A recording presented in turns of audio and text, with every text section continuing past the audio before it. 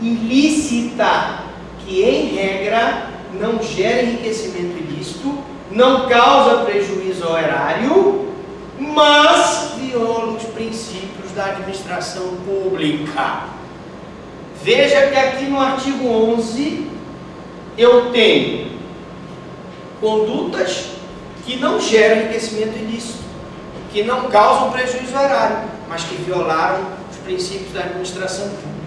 Vocês podem me perguntar, professor, quer dizer que um administrador, quando pratica um ato administrativo, ele pode estar em curso nos 3 artigos? Ele pode enriquecer ilicitamente, pode gerar prejuízo ao erário, pode violar os princípios da administração pública? Sim. Mas é possível que ele, ao praticar um ato administrativo, ele só viole um artigo. Por exemplo, só viole o artigo 11. Porque com um ato que ele praticou, ele não se enriqueceu ilicitamente, ele não gerou prejuízo ao erário. Mas se ele violou o princípio da administração pública, ele será responsabilizado na forma da lei. Então, o artigo 11 demonstra a necessidade de um tipo subsidiário para que possa haver a responsabilização do agente pela conduta ilícita em afronta aos princípios da administração pública. Beleza? Tranquilo, né? Fácil. Bom, então, aqui eu tenho a conduta ilícita, né? Bom, o 3, eu tenho a violação dos deveres. A violação dos deveres. Quais são os deveres? Não só ele tem que cumprir os deveres de honestidade, imparcialidade, legalidade e lealdade com as instituições, como ele tem que cumprir os princípios da administração pública: legalidade, impessoalidade, moralidade, eficiência. Se ele viola esses deveres, se ele viola os princípios, ele está praticando ato de improbidade administrativa.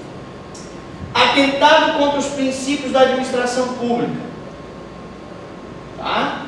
Então eu tenho os deveres e tenho o 4, que é o atentado contra os princípios.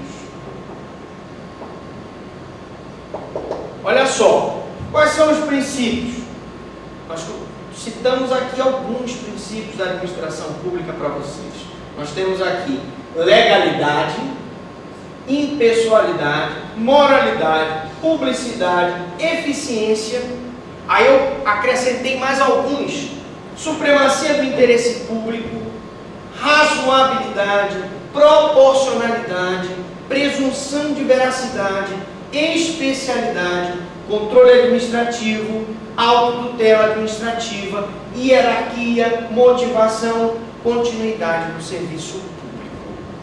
Esses são alguns dos princípios da administração pública que devem ser respeitados pelo administrador no exercício da sua função pública.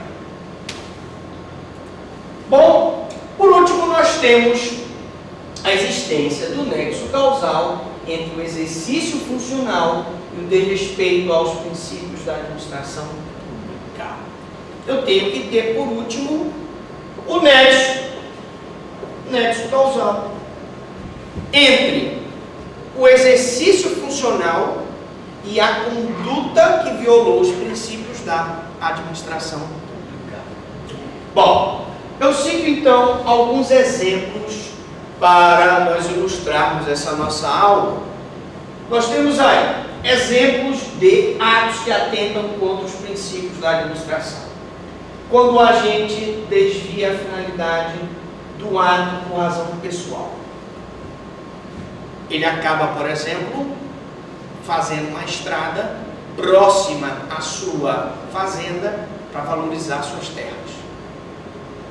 Quando o agente público encarregado de sindicar atos de outro servidor retarda a investigação.